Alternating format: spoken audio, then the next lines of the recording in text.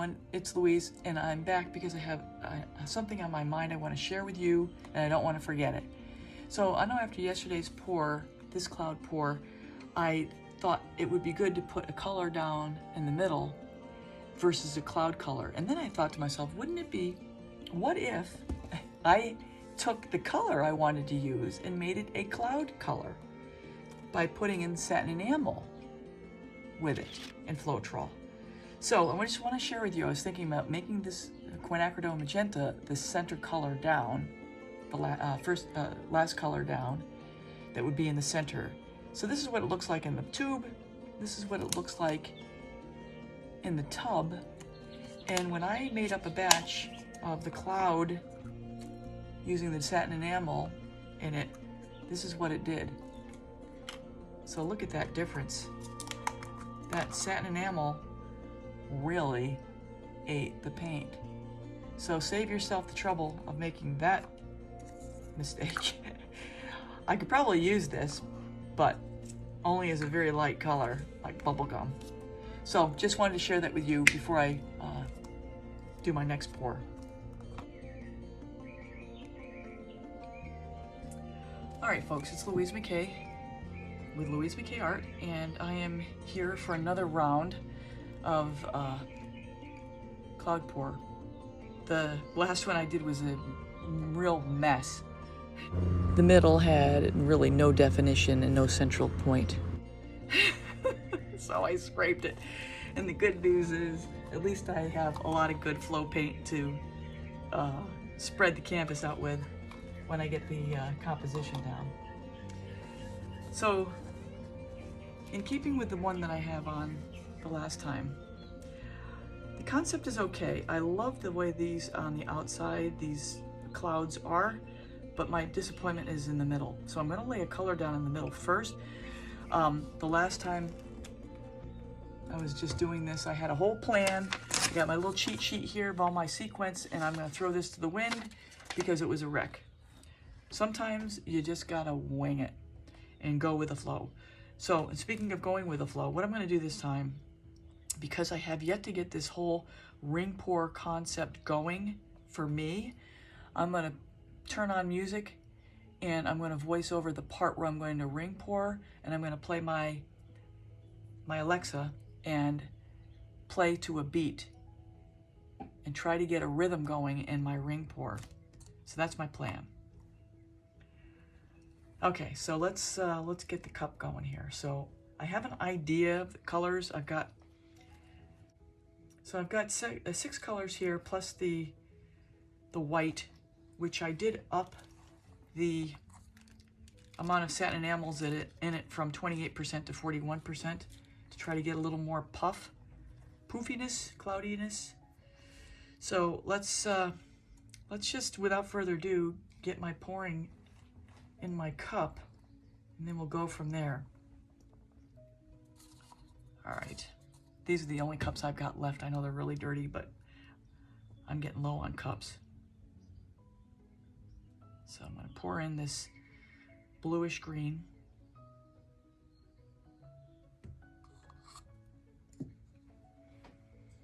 And I'll pour in a little cloud on top of that.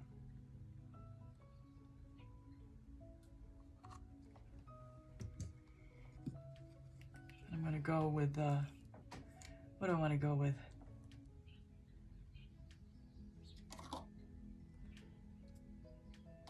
I don't know. Let's do gold. So the things I'm laying down first will be the last colors in the cup. And this is a 10 by 10 canvas.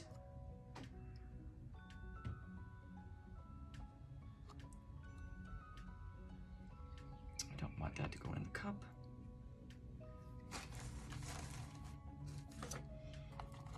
Let me do this.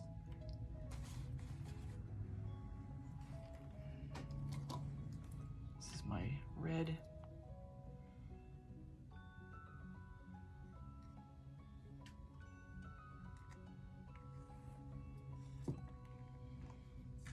Do a little Payne's gray.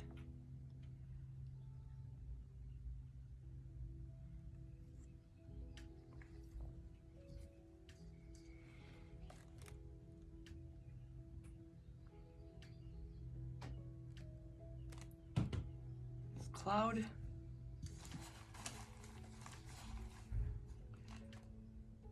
Turquoise.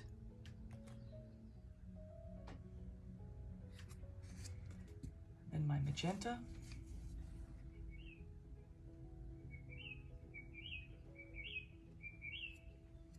That is a pretty bird. Go back to a little Payne's.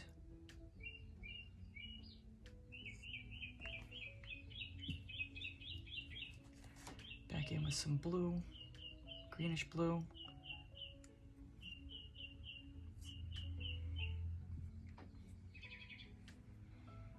Some gold.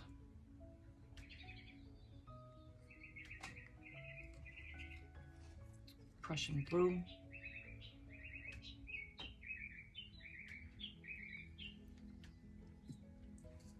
A little more cloud.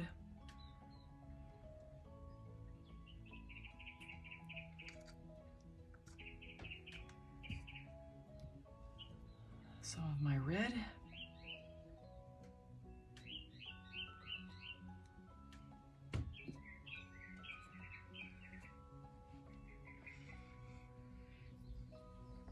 More Payne's.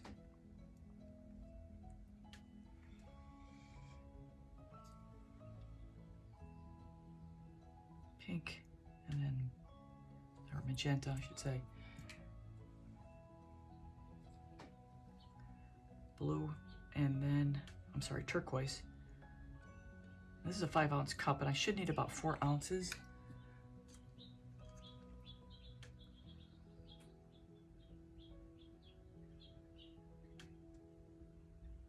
Let's see what happens with this. I think that's enough paint. Okay, so I'm going to cover up my paints. I'm going to turn on some music, and I'm going to restart, and you'll watch me on real time while I'm listening to music.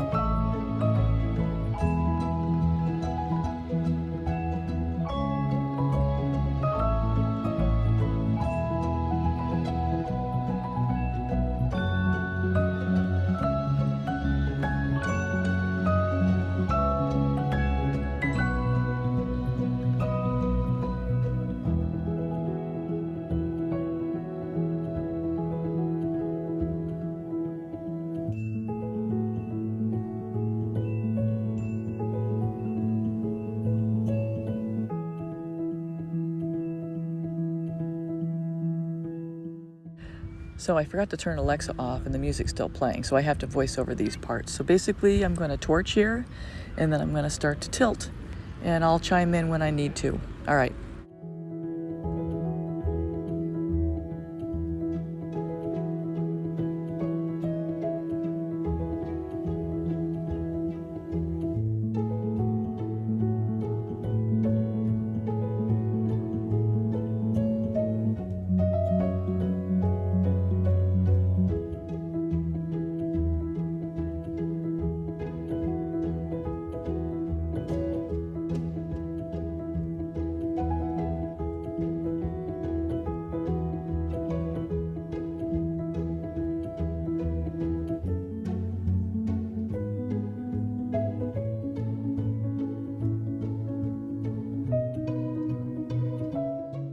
had Alicia Keys playing and still forgot to turn her off. So anyway, you can see what I'm doing here. I'm just tilting, and once again going really slowly, just kind of swirling it around to kind of lubricate the paint and get it loosened up and get it to flow with the flow paint that's around it, and then take it off the edge in a minute.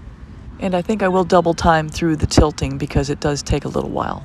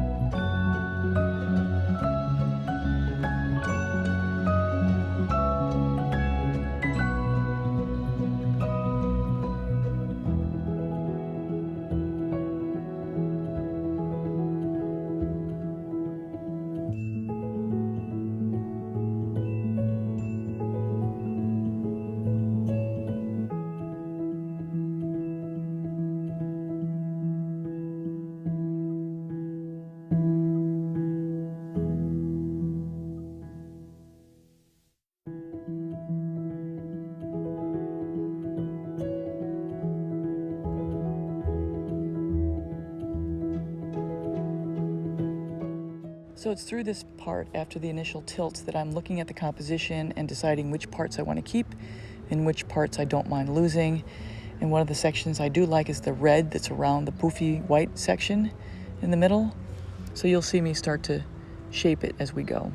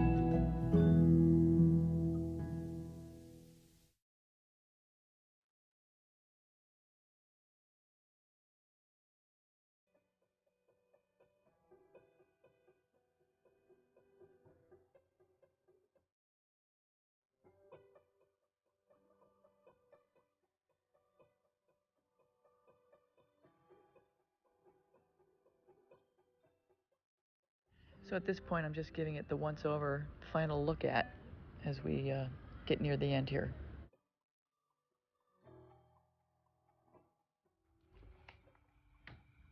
I think it was a very good move to put color in the middle down first before the cloud.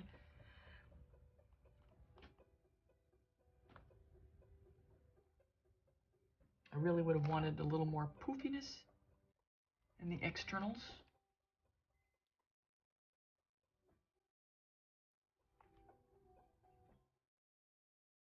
I do think the Payne's gray helps with this cloud pour.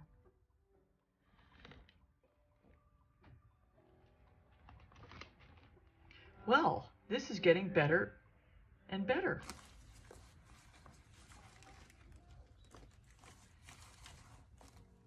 It's really getting more rich in the middle. I'm at 22 minutes in. This is not bad.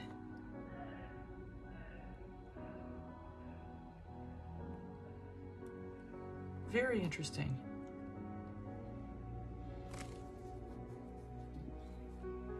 So I've taken the step from here in the last one to here. I'd say that's a step in the right direction. This is where we are. I'll let it develop, and then I'm going to get you down for a overview of it while it's still wet. That's kind of cool. So here are the wet results. And, you know, for just trying to learn cloud pours, if this isn't confidence boosting for everybody out there, I don't know what is. It's kind of cool. Here's some close-up.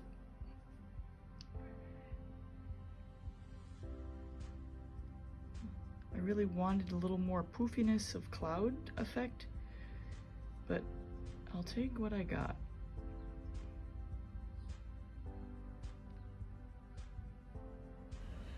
So yeah, I like the way this guy turned out, especially in the center where it really took on that blue shade and the cloudiness.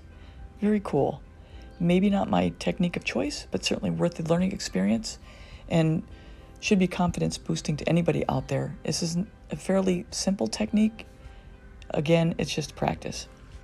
So if you're new to the channel, if you like my content, check out the other videos and go ahead and subscribe. I do about 3 videos a week. And thanks to everybody who's been here, and I appreciate you guys, and take care. Till next time.